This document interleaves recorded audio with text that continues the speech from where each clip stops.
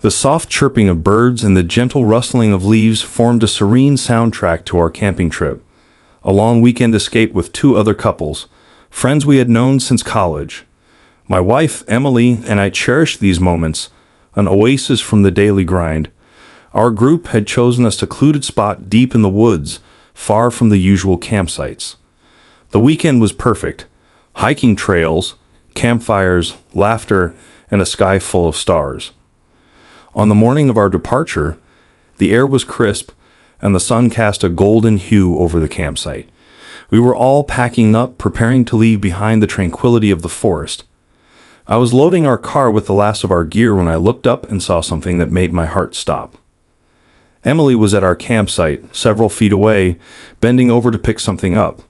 My friend, Mark, was standing close to her. In a split second, I saw him reach out and squeeze her hip, sliding his hand down to her backside. Emily quickly pushed his hand away, but what struck me was her expression. She was smiling at him. Not a forced smile, but a playful one. It all happened so fast, maybe a second or two, but it felt like I'd been punched in the stomach. I glanced around, but no one else seemed to have seen it. His wife, Sarah, was busy packing up their car, and the other couple, Mike and Jenny, were further away, chatting about the ride back. The drive home was quiet. Emily tried making conversation, but I couldn't focus. My mind kept replaying that scene over and over. When she asked why I was so quiet, I lied and said I was just thinking about work. The truth was, I was in shock. I didn't want to bring it up. If I mentioned it, she might tell me I was imagining things, that I was being ridiculous. The rest of the day, I felt like I was just moving on autopilot.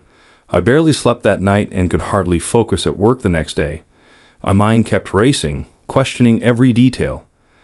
Aside from what I saw, the rest of the trip had been great and nothing seemed out of place. A part of me wondered if I had read the whole situation wrong. But the look on her face, that smile, it was too friendly, too casual for something that crossed a line like that. I love Emily to death.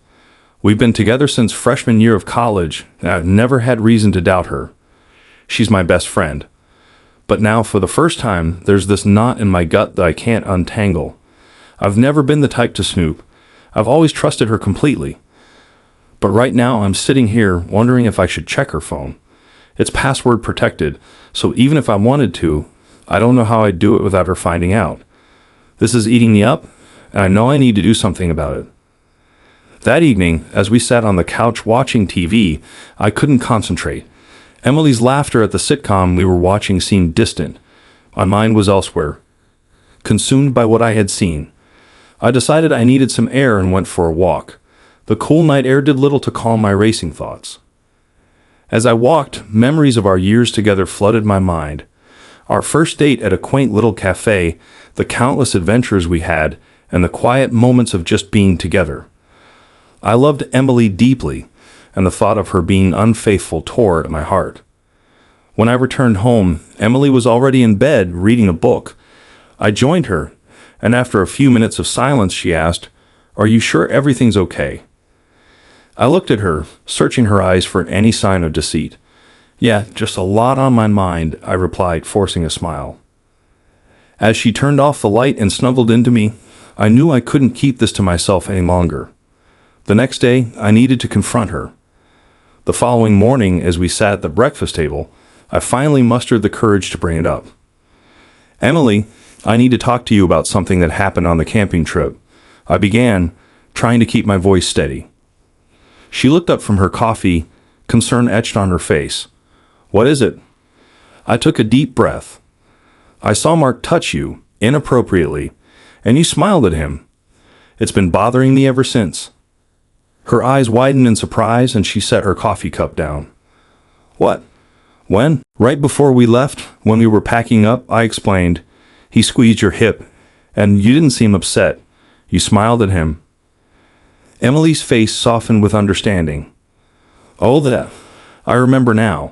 It wasn't what you think. Mark was just being playful. It didn't mean anything." "It didn't mean anything?" I repeated, disbelief coloring my tone. "Emily, he touched you in a way that crossed a line, and you smiled at him." She reached across the table and took my hand. I'm sorry if it looked that way.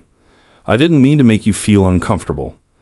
I guess I was just caught off guard and didn't want to make a scene.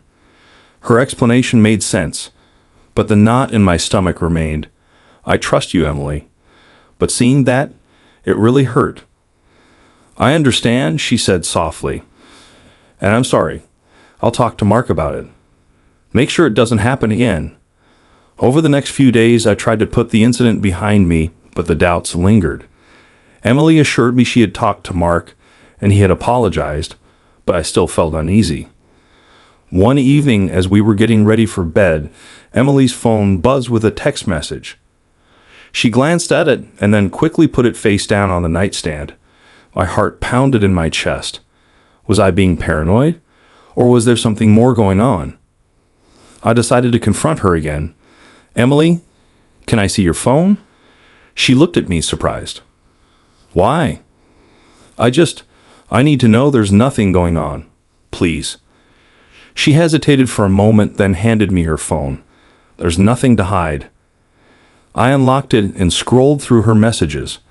Most of them were mundane, everyday conversations, but then I saw a message from Mark. Thanks for understanding. I didn't mean to make things awkward. See you at the game tomorrow? My heart sank. Emily had told me she was meeting a friend for lunch tomorrow, not going to a game. Emily, why did you lie to me about tomorrow? I asked, my voice trembling. She looked confused. What are you talking about? You said you were meeting a friend for lunch, but Mark's message says you're going to a game. She sighed. I didn't lie. I am meeting a friend for lunch, and then we're going to the game. I didn't think it was a big deal. Why didn't you tell me? I demanded. I didn't think it mattered, she replied, frustration creeping into her voice. I'm allowed to have friends, aren't I? Her words stung. Of course you are. But after what happened, I need to know I can trust you. You can trust me, she insisted. There's nothing going on between Mark and me. He's just a friend. I wanted to believe her. I really did, but the doubts gnawed at me. The next day, as Emily left to meet her friend, I decided to follow her. I hated myself for it, but I needed to know the truth. I parked a few blocks away from the cafe where she was meeting her friend and watched as she greeted Mark with a hug. They sat down and chatted for a while, laughing and talking animatedly. After about an hour, they left together and headed to the stadium for the game. I felt like a stalker, but I couldn't stop myself. I followed them to the stadium and watched as they found their seats. They seemed relaxed, enjoying each other's company. Nothing inappropriate happened, but seeing them together only fueled my insecurities. When Emily returned home that evening, I confronted her again. I followed you today. I'm sorry, but I needed to know. She looked hurt and angry. You followed me? How could you? I didn't know what else to do, I admitted. I saw you with Mark, and I just needed to know if there was something going on. There's nothing going on, she shouted, tears streaming down her face. He's just a friend. Why can't you believe that? Because I saw him touch you, and I saw you smile at him. I said, my voice breaking. And now I see you lying to me about where you're going. How am I supposed to trust you? She wiped her tears away, her expression hardening. I can't believe you don't trust me. After everything we've been through, you think I'd be unfaithful. I don't know what to think, I confessed.